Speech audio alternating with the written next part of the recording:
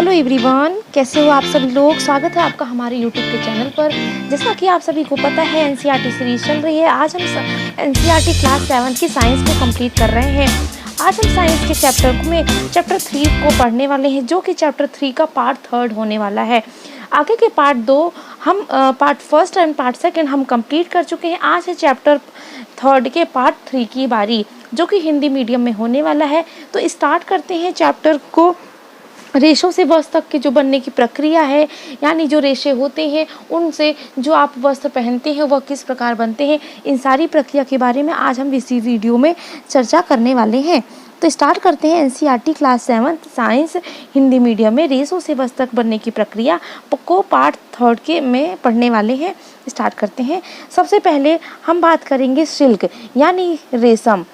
रेशम जो हम सिल्क के कपड़े पहनते होंगे, आप सभी लोग सिल्क से रूबरू होंगे, जानते होंगे। तो सिल्क जो रेशम होता है वह रेशे भी जीवांत रेशे होते हैं। तो सिल्क यानी रेशम के जो रेशे होते हैं वह जानतव रेशे होते हैं। जानतव रेशे क्या होते हैं अब समझेंगे। रेशम के कीट रेशम के फाइबर को बनाते हैं। तो जो रेशम के कीट होते हैं वह रेशम के, ये देखिए, ये जो रेशम के कीट हैं यह रेशम के फाइबर को बनाते हैं। रेशम प्राप्त करने के लिए रेशम के कीटों को पालना रेशम कीट पालन सेरीकल्चर कहलाता है। तो रेशम कीटों को पालना क्या कहलाता है? सेरीकल्चर कहलाता है। रेशम के लिए रेशम के कीटों को पालना सेरीकल्चर कहलाता है। अपनी माता जी, चाची, दादी, माँ से विभिन्न प्रकार के रेशम तथा रेशम के साड़ियों के बारे में जानकारी प्राप्त करिए। तो आप अपने घर में आपकी माँ हो, मम्मी हो, चाची हो, दादी हो, कोई भी लेडीज़ हो, तो आप उनसे रेशम के बारे में पूछिएगा, यानी सिल्क के बारे में पूछिएगा। तो वो आपको बताएंगे कि सिल्क क्या होता है, किस प्रकार से होता है और वह कैसा दिखता है। ठीक है, सिल्क के बारे में सारी जानकारी आपके घर से ही मिल जानी है। इससे पहले कि हम रेशम प्राप्त करने वाले प्रक्रम पर चर्चा करें, रेशम कीट के जीवन चक्र के बारे में जानना आवश्यक होता है। ठीक है, तो ये थी कहानी सबसे पहले रेशम पालन करने की, कि रेशम के सिल्क जो होते हैं वह रेशे क्या होते हैं, वह जानतव रेशे होते हैं। रेशम के कीटों को रेशम के फाइबरों को बनाते हैं। जो रेशम के कीट होते हैं, ये आपको कीट दिख रहे होंगे, तो ये रेशम के जो कीट है यह फाइबर को बनाते हैं। रेशम प्राप्त करने के लिए कीटों को पालना क्या कहलाता है? तो इन कीटों को पालना क्या कहलाता है? सेरीकल्चर कहलाता है। ठीक है, समझ में आई बात। आगे बढ़ते हैं। अब बात करते हैं रेशम के कीट कैसे बनाता, रेशम जो होता है वो कीट रेशम कैसे बनाता है। बात करते हैं जो कीट है, आखिर ये छोटा सा कीट सिल्क कैसे बना लेता है, इस बारे में चर्चा करते हैं। जानते हैं कि ये छोटा सा जो कीट है वह सिल्क कैसे बनाता है। तो क्या आप जानते हैं रेशम कीट केवल 2 या 3 दिन तक ही जीवित रहता है। तो आप सभी को बता देती हूँ कि जो रेशम के कीट होते हैं वह 2 या 3 दिन तक ही जीवित रहते हैं। ठीक है, 2 या 3 दिन तक ही जीवित रहते हैं। तो बताइए कितनी गलत बात है ये भी। कीट बेचारे 2 या 3 दिन ही रहते हैं और हमें कुछ न कुछ देकर जाते हैं। तो इनके जैसा बनिए, रहिए। तो आप भी अपने प्रकृति को, अपने पर्यावरण को कुछ न कुछ उपहार स्वरूप, प्रकृति ने आपको बहुत कुछ दिया है, तो आपका भी फर्ज बनता है कि आप प्रकृति को साफ सुथरा रखें। तो ठीक है, आपका ये कार्य है कि आप गंदगी ना फैलाएं, पेड़ों को ना काटें। चलिए बात करते हैं, अभी हम कीटों की बात कर रहे हैं रेशम के। तो फिर जानते हैं कि ये 2 या 3 दिन तक रहते हैं, 2 या 3 दिन तक रहेंगे। फिर उसके बाद क्या होगा। और सबसे अनोखी बात यह है कि इतने समय में मैथुन करके प्रत्येक मादा कीट शहतूत की पत्तियों पर 3 से 4 अंडों का अंडारोपण कर देती है। यानी आप सोचिए 2-3 दिन के अंदर ही जो कीट होती है, जो फीमेल कीट होती है, यह 300 से 400 अंडे भी दे देती है। तो आप समझ सकते हैं, अनुमान लगा सकते हैं कि 2-3 दिन में ही 300-400 जो अंडे होते हैं वो निकल जाते हैं। तो यानी एक कीट कितने सारे कीटों को बढ़ाता है। प्रत्येक अंडे में लगभग 10 दिन में एक नन्हा मादा कीट लार्वा कैटरपिलर निकलता है। तो प्रत्येक अंडे से ये जो 300-400 अंडे हैं, इनमें से 300-400 अंडों में से प्रत्येक अंडे में से 10 दिन में एक नन्हा मादा कीट लावा, जिसे कैटरपिलर कहते हैं, निकलता है। ठीक है, फिर आगे की प्रोसेस क्या होती है। अब रेशम कीट वर्ग का प्राणी है। रेशम जो कीट है वह कीट वर्ग का प्राणी है। ये जो रेशम कीट है वह कीटों के वर्ग में आता है। ठीक है, बॉम्बिक्स वंश के लार्वा से रेशम या सिल्क प्राप्त होता है। तो जो बॉम्बिक्स वंश का लार्वा होता है, कौन से वंश का लार्वा, बॉम्बिक्स वंश का लार्वा जो होता है, उससे रेशम या सिल्क प्राप्त होता है, अतः इन्हें रेशम कीट कहते हैं। तो जो बॉम्बिक्स वंश का लार्वा होता है उसे रेशम कीट कहते हैं। तो जो बॉम्बिक्स वंश का लार्वा होगा उसे रेशम कीट कहेंगे। ये आर्थिक रूप से बहुत इम्पोर्टेंट होता है। ठीक है, क्योंकि ये हमें ढेर सारा रेशम देता है तथा इनका पालन चीन में लगभग 5000 वर्षों से होता आया है। ठीक है, इनका जो पालन हो रहा है यह कब से हो रहा है, चीन में लगभग 5000 वर्षों पूर्व से इनका पालन हो रहा है। तो फिर से एक बार पढ़ते हैं। तो रेशम कीट वर्ग का प्राणी है। बॉम्बिक्स वंश के लार्वा जो होते हैं उनसे रेशम या सिल्क प्राप्त होता है। इन्हें रेशम कीट कहते हैं। ये आर्थिक रूप से बहुत महत्वपूर्ण होते हैं। इनका पालन चीन में लगभग 5000 वर्षों से होता आया है। ठीक है, समझ में आया।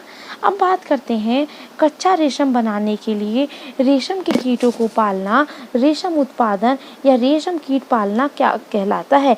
तो आपने अभी कुछ देर पहले ही समझा था कि उस रेशम के लिए रेशम कीट को पालना सेरीकल्चर कहलाता है। क्या कहलाता है, सेरीकल्चर कहलाता है।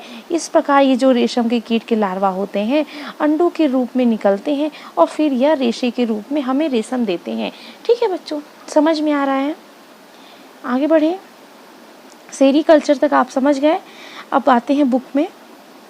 ये थी कुछ आपके लिए एडवांस इंफॉर्मेशन जो मैंने आपके लिए रखी है। अब जानते हैं रेशम कीट का जीवन चक्र क्या होता है। रेशम कीट का जीवन चक्र किस प्रकार से होता है समझेंगे। रेशम कीट का जीवन चक्र, मादा रेशम कीट अंडे देती है। जो मादा रेशम होती है वह कीट अंडे देती है। जो मादा रेशम होती है वह कीट अंडे देती है जिसमें से लार्वा निकलते हैं। तो जो मादा रेशम होती है वह कीट अंडे देती है, फिर उसमें से लार्वा निकलते हैं। ठीक है, जो कैटरपिलर, इल्ली या रेशम कीट कहलाते हैं। जो क्या कहलाते हैं, कैटरपिलर। ये इस प्रकार से मादा जो कीट होती है अंडे देती है, फिर उसके बाद इस प्रकार से कैटरपिलर, रेशम कीट, इल्ली या कैटरपिलर कहलाता है। फिर ये आकार में वृद्धि करते हैं। आकार में वृद्धि होने के बाद जो वृद्धि होती है, कैटरपिलर अपने जीवन चक्र की अवस्था में अगले जीवन चक्र की अवस्था में प्रवेश करते हैं। इस प्रकार से ये जो जीवन चक्र होता है इनका, इस प्रकार से यह चलता रहता है। ठीक है, तो क्या होता है रेशम कीट में, सबसे पहले जो मादा रेशम होती है वह अंडे देती है। फिर उसके बाद अंडे देने के बाद ये जो मादा रेशम है ये अंडे देगी। अंडे देने के बाद ये अंडे दी, उसके बाद ये कैटरपिलर बना। अब ये कैटरपिलर फिर से अंडे देगी, फिर से अंडे से रेशम कीट बनेगा, फिर से रेशम कीट अंडे देगा, फिर कैटरपिलर निकलेगा। ये प्रोसेस चलती ही रहती है। ठीक है, ये प्रोसेस ऐसा राउंड शेप में चलती ही रहती है। ठीक है, आगे बढ़े। तैयार होता है।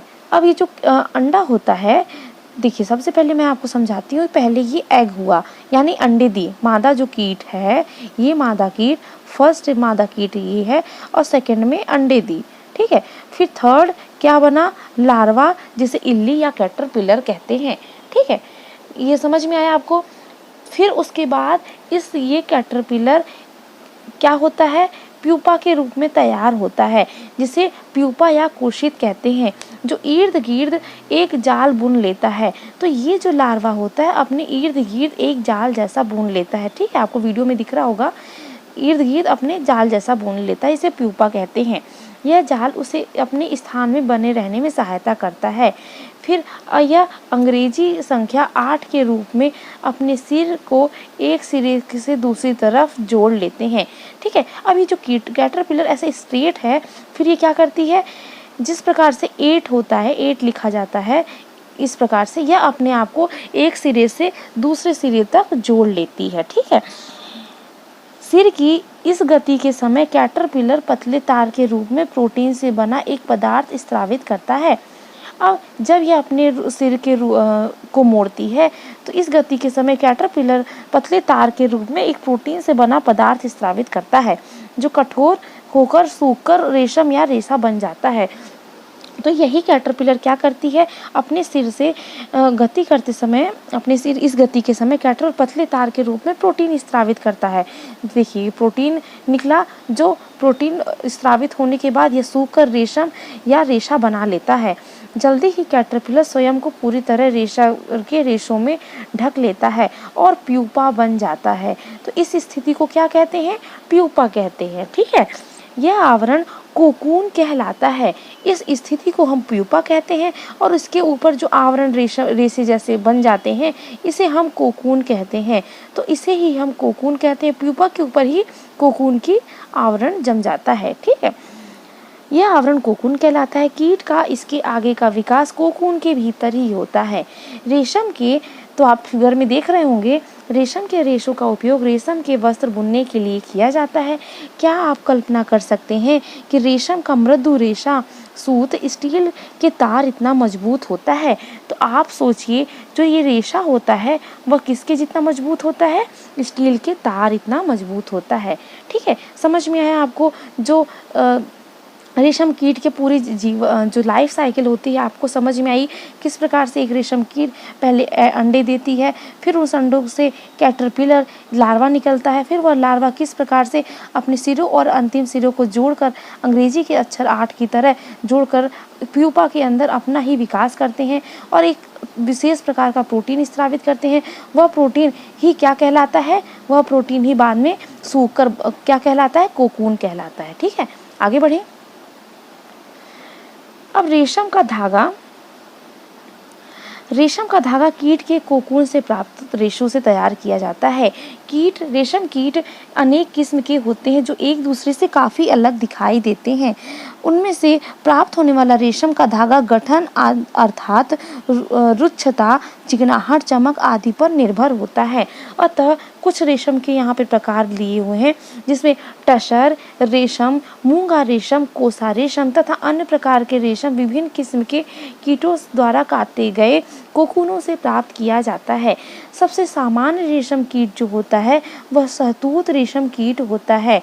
तो सबसे जो सामान्य रेशम कीट होगा वह कौन सा होगा, सहतूत रेशम कीट होगा। उसके आगे जो टसर रेशम है, मूंगा रेशम और कोसा रेशम अलग प्रकार के विशेष प्रकार के रेशम में आएंगे। ठीक है, तो सबसे सामान्य कौन सा होगा, यह सहतूत रेशम होगा। इस कीट को कोकून से प्राप्त होने वाला रेशम फाइबर मृदु, चमकदार और लचीला होता है। तो जो सहतूत रेशम कीट से प्राप्त होता है रेशम, वह कैसा होता है, मृदु होता है, चमकदार होता है और लचीला होता है। इससे सुंदर रंगों में रंगा जा सकता है। तो ये जो रेशम होता है इसको सुंदर कलर में रंग लेते हैं। रेशम कीट पालन अथवा रेशम कीटों का संवर्धन भारत की बहुत प्राचीन व्यवसाय है। तो आपने हिस्ट्री में पढ़ा होगा कि जो हमारे रेशम पालन है, रेशम का उद्योग रहा है, यह प्राचीन काल से चलता आया है। ठीक है, ये भारत की प्राचीन व्यवस्था है। भारतीय व्यावसायिक स्तर पर बहुत अधिक रेशम उत्पादन करता है। तो जो भारत है हमारा, कौन है, जो हमारा भारत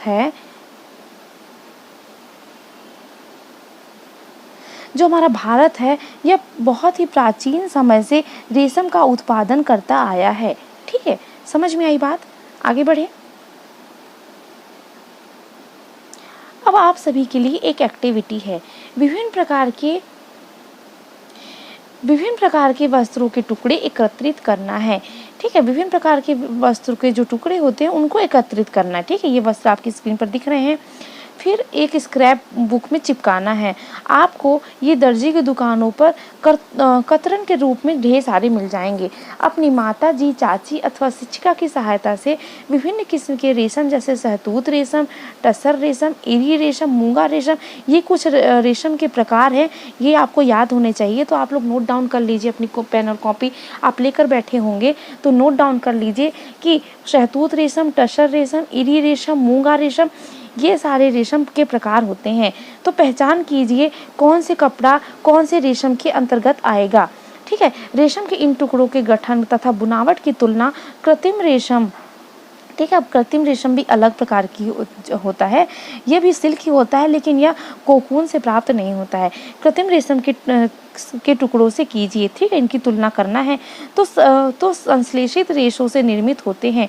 जो किससे निर्मित होते हैं? जो कृत्रिम रेशम होते हैं वह संश्लेषित रेशे से निर्मित होते हैं। उन रेशम के कीटों के चित्रों को एकत्रित करने का प्रयास कीजिए जिनसे कैटरपिलर विभिन्न प्रकार के रेशम प्रदान करते हैं। ठीक है, ये आपके लिए एक्टिविटी है, इसको घर में जरूर करिएगा। और आप सभी के लिए अनाउंसमेंट है कि जो लोग भी इस चैनल को सब्सक्राइब नहीं किए हैं कर लीजिए, क्योंकि आपकी पूरी एनसीईआरटी आपको इस चैनल पर मिलने वाली है।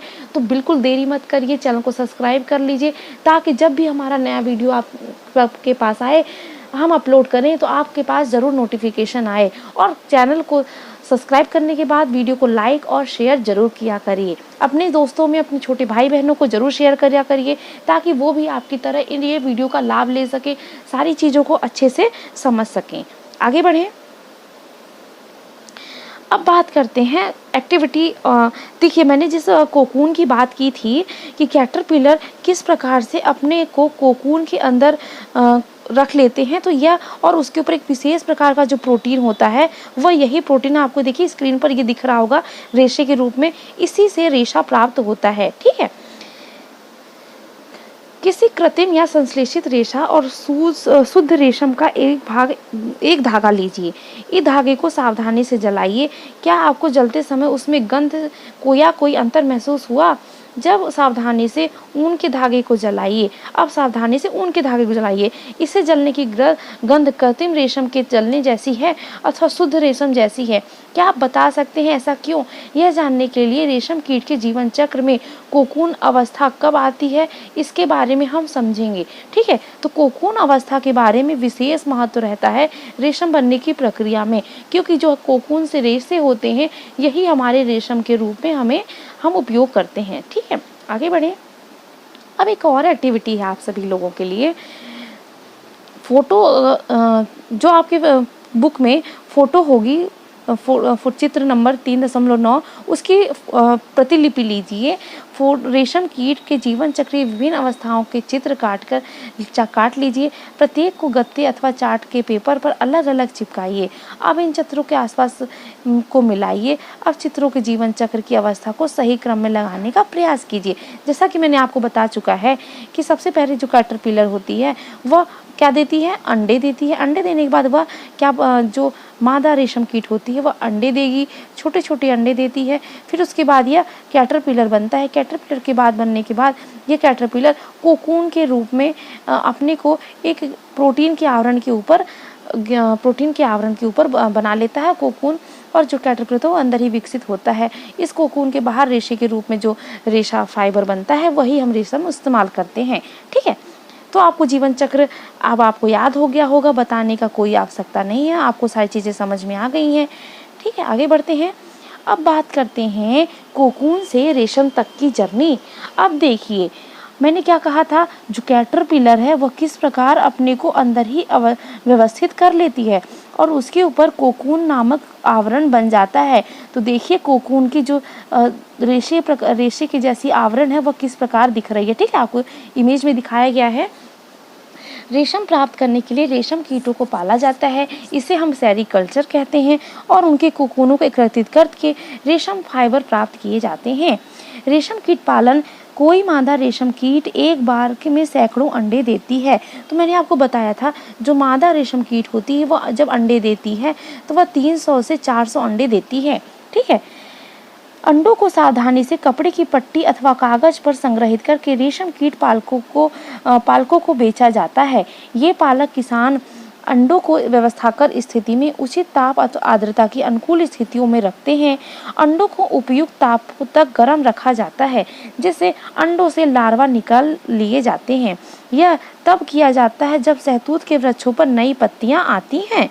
लार्वा यानी जो कैटरपिलर होता है अथवा रेशम कीट कहलाता है, दिन रात खाते रहते हैं। अब ये जो रेशम की पत्तियां होती हैं, मैं आपको दिखाती हूँ, सहतूत की पत्तियां होती हैं। तो आप देखिए ये जो कीट और लार्वा है तो ये दिन रात इन पत्तियों को खाते रहते हैं, दिन रात खाते हैं, कभी थकते नहीं है। ठीक है, तो ये दिन रात इस प्रकार से खाते रहते हैं और माप साइज और साइज में भी बड़े होते रहते हैं। लार्वा को शहतूत की ताजी कटी पत्तियों के साथ बांस के स्वच्छ ट्रे में रखा जाता है।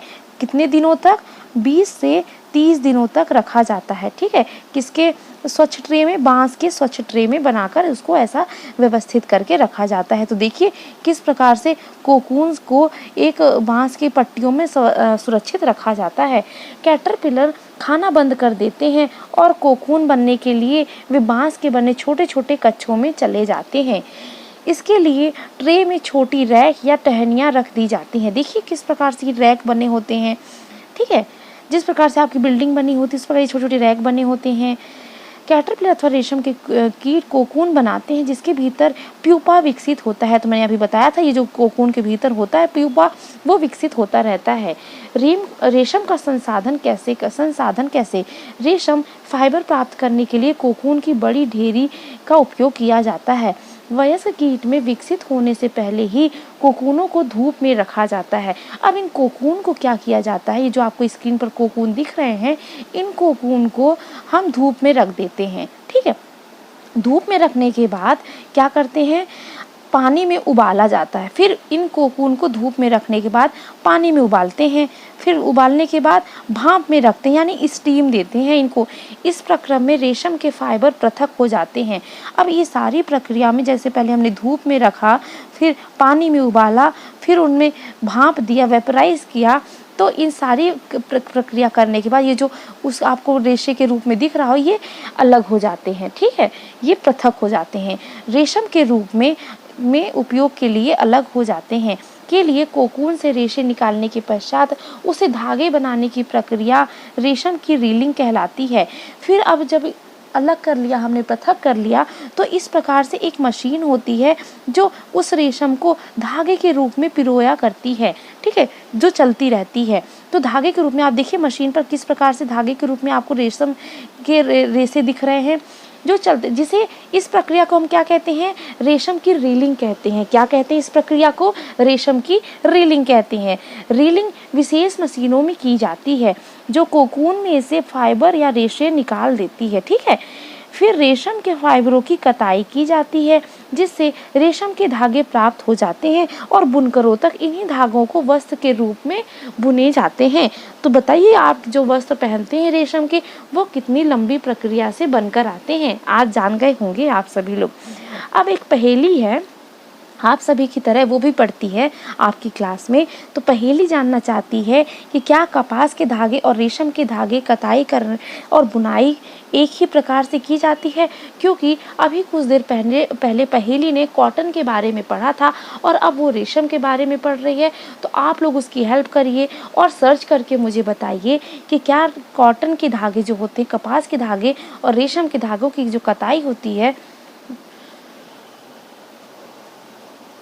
वह एक ही प्रकार से होती है कि नहीं होती है। ठीक है, अब जानते हैं रेशम की खोज के बारे में। रेशम की खोज यथार्थ समय संभवतः अज्ञात है। एक प्राचीन चीनी किंवदंती के अनुसार, यानी प्राचीन जो बहुत ही प्राचीन है, पुरानी चीनी कहानी है के अनुसार सम्राट हुआंग टी ने सम्राज्ञी ली सी लुंगची से अपने बगीचे में उगने वाले सहतूत के वृक्षों की पत्तियों को क्षतिग्रस्त होने का कारण पता लगाने को कहा। अब सम्राज्ञी ने पाया कि सफेद कृमि सहतूत की पत्तियों को खा रहे हैं। हाँ, जिसको हम आज क्या कहते हैं? कोकून कहते हैं, जो कोकून के रूप में परिवर्तित हो जाते हैं, जो कैटरपिलर होते हैं, तो वही कैटरपिलर रहे होंगे। तो वो खा रहे थे। उन्होंने यह भी देखा कि कृमि अपने इर्द गिर्द चमकदार कोकून बुन लेते हैं। संयोग से एक कोकून उनके चाय के प्याले में गिर गया और कोकून से नाजुक धागों का गुच्छा पृथक हो गया। रेशम उद्योग चीन से आरंभ हुआ है। जो रेशम उद्योग है वह हमारा चीन से आरंभ हुआ है। सैकड़ों वर्षों तक इसे कड़ी पहरेदारी में गुप्त रखा गया है। बाद में यात्रियों और व्यापारियों ने रेशम को अन्य देशों में प्रचलित किया। जिसे मार्ग में उन्होंने यात्रा की उसे सिल्क रूट कहते हैं। ठीक है। सिल्क रूट आप अक्सर सुने होंगे, सिल्क रूट। तो सिल्क रूट की कहानी आप आज आपको समझ में आ गई होगी कि यह चीन से स्टार्ट हुई है। जिन जिन मार्गों में इस सिल्क का व्यापार होता था उसे ही सिल्क रूट कहते हैं। ठीक है, समझ में आई ये कहानी आपको? समझ में आई? रेशम की खोज के बारे में भी हमने समझा, रेशम क्या होता है, किस प्रकार से रेशम से रेशे तक बनने की प्रक्रिया होती है, उन सारी बातों के बारे में हमने आज जाना। तो बताइए आप सभी लोग मुझे कि वीडियो आपको कैसा लगा और वीडियो से आपको कितनी मदद मिल रही है आपकी पढ़ाई पर। जल्दी से वीडियो को लाइक कर लीजिए, चैनल को सब्सक्राइब कर लीजिए और अपने दोस्तों में शेयर कर लीजिए। और वीडियो को आप, ये पार्ट 3 था, वीडियो को पूरा रिवीजन करिए, पढ़ते रहिए। हम नेक्स्ट वीडियो में एक नए चैप्टर के साथ मिलेंगे। साइंस की क्लास 7 एनसीईआरटी कंप्लीट कर रहे हैं, तो अब हम नेक्स्ट चैप्टर में एक नए टॉपिक के साथ मिलेंगे। नेक्स्ट वीडियो में नए चैप्टर, नए टॉपिक, नए तरीके से, नए अंदाज में मिलेंगे। तब तक के लिए पढ़ते रहिए, खुश रहिए, मुस्कुराते रहिए, खुश रहिए और रिवीजन करना बिल्कुल मत भूलिएगा।